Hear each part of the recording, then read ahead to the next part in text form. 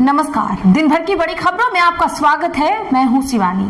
आज की खबरों में बात होगी, रंगे हाथ पकड़े गए ज्ञानेश कुमार, राज्यसभा चुनाव में भी खेल, 55 शहरों में आंदोलन, चुनाव आयोग अंडरग्राउंड की, और सोनिया का ममता को बड़ा ऑफर, कांग्रेस टीएमसी का होगा गठबंधन की।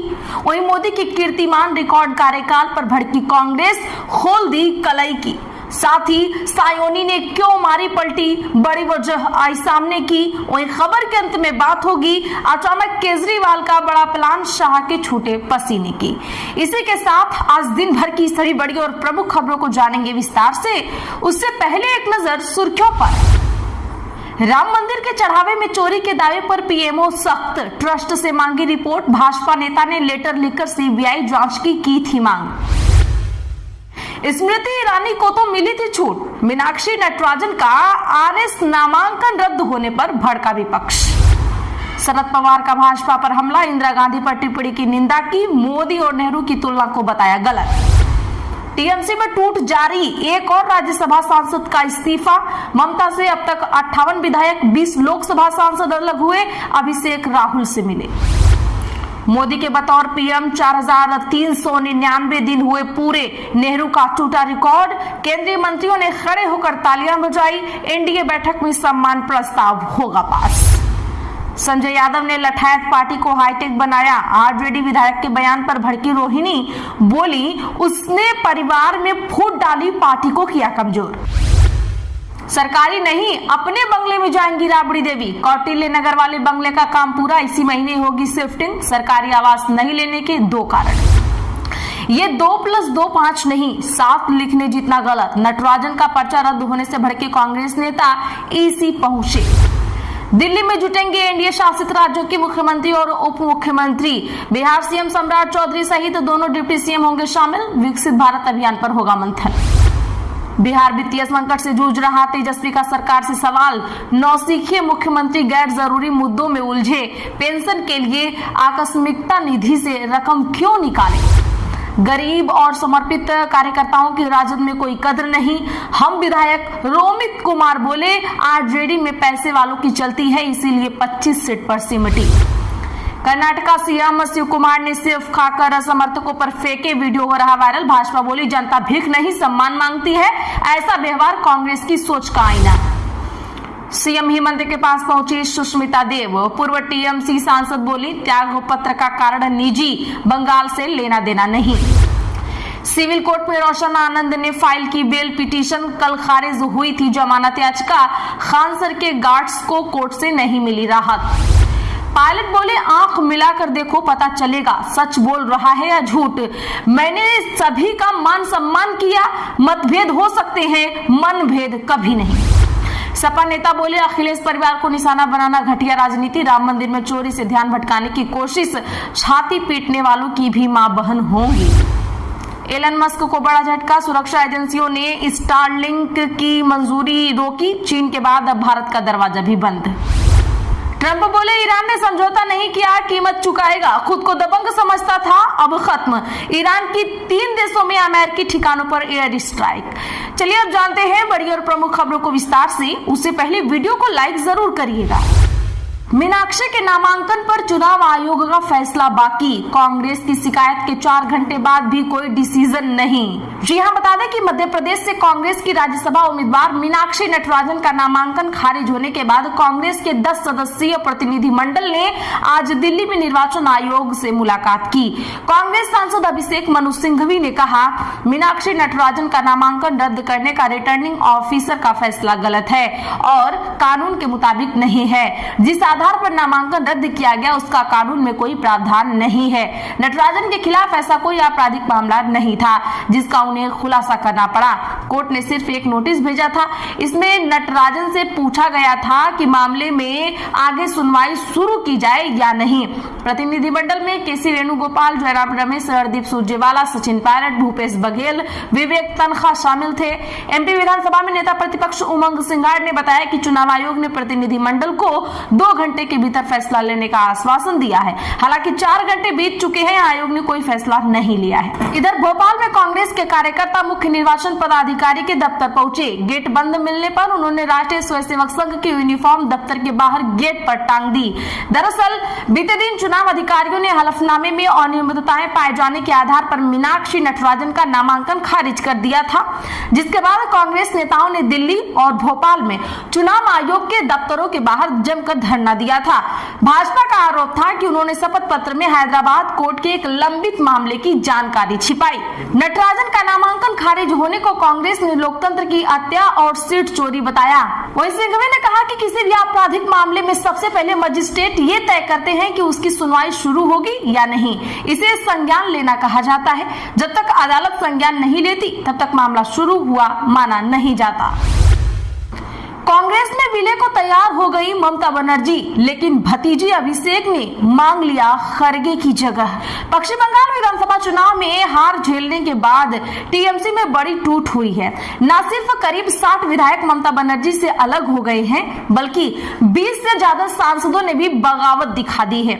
इस टूट से परेशान ममता बनर्जी को सोनिया गांधी ने विलय का ऑफर दिया था, जिसे वह मानने को तैयार हो गई हैं। एबीपी न्यूज ने सूत्रों के हवाले से बताया है कि ममता बनर्जी तो टीएमसी का कांग्रेस ने विलय करने के लिए तैयार हैं, लेकिन उनके भतीजे अभिषेक बनर्जी ने राहुल गांधी के साथ बैठक में मल्लिकार्जुन खड़गे वाला पद मांग लिया है। उन्होंने कहा है कि ममता बनर्जी को कांग्रेस राज्यसभा भेजे और वहां नेता विपक्ष का पद भी दे। अभी राज्यसभा में नेता विपक्ष का पद कांग्रेस प्रमुख मल्लिकार्जुन खड़गे जी के पास है। चुनाव के बाद टीएमसी में ऋतव्रत बनर्जी की अगुवाई में बड़ी टूट हुई थी। 58 विधायकों ने मिलकर ऋतव्रत बनर्जी को नेता विपक्ष चुन लिया था और विधानसभा स्पीकर को चिट्ठी लिखकर इसकी जानकारी दी थी। ऋतव्रत बनर्जी को नेता विपक्ष का पद मिल गया था। इसके बाद ही आशंका जताई जा रही थी कि लोकसभा और राज्यसभा में भी टीएमसी में बड़ी टूट देखने को मिल सकती है। ममता बनर्जी पर तमाम टीएमसी सांसदों ने निशाना साधना शुरू कर दिया था। पीएम मोदी के रिकॉर्ड कार्यकाल पर कांग्रेस हमलावर। सुरजेवाला बोले, जनता पर महंगाई की दोहरी मार पड़ी। बता दें कि केंद्र में प्रधानमंत्री मोदी की सरकार के आज 12 साल पूरे होने पर कांग्रेस ने भाजपा पर बड़ा वार किया है। कांग्रेस सांसद रणदीप सुरजेवाला ने कहा है कि सरकार अमृत काल और विकास के दावे कर रही है, लेकिन जमीन पर आम आदमी को महंगाई से काफी जूझना पड़ रहा है। उन्होंने आरोप लगाया है कि पेट्रोल, डीजल, गैस और रोजमर्रा की जरूरत की चीजों की कीमतों ने गरीब और मध्यम वर्ग की कमर तोड़ के रख दी है। कांग्रेस ने कहा है कि सरकार विज्ञापनों में अर्थव्यवस्था चमका रही है, जबकि जनता महंगाई की मार झेल रही है। कांग्रेस सांसद रणदीप सुरजेवाला ने सोशल मीडिया पोस्ट में कहा है कि पिछले कुछ महीनों में जरूरी सामान की कीमतें तेजी से बढ़ रही हैं। उन्होंने दावा किया कि अरहर दाल 110 रुपए से बढ़कर 165 रुपए तक किलो पर पहुंच गई है। सरसों तेल 200 रुपए लीटर के करीब बिक रहा है। चावल और आटे की कीमतों में बड़ा उछाल देखने को मिल रहा है। सुरजेवाला ने कहा कि पेट्रोल 105 रुपए लीटर से लेकर घरेलू गैस सिलेंडर 942 रुपए तक पहुंच गया है। उनका आरोप है कि इससे आम परिवार का मासिक बजट बिगड़ गया है।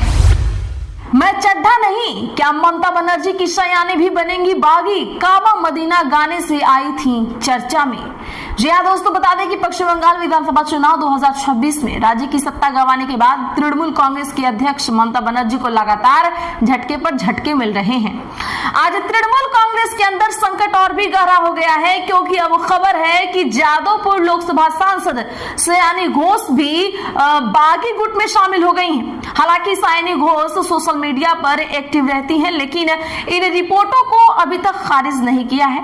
सूत्रों के मुताबिक सयानी घोष ने काकोली घोष दस्तीदार से संपर्क किया, अलग हुए गुट को अपना समर्थन दिया और उस गुट के समर्थन वाले दस्तावेजों पर हस्ताक्षर भी किए हैं।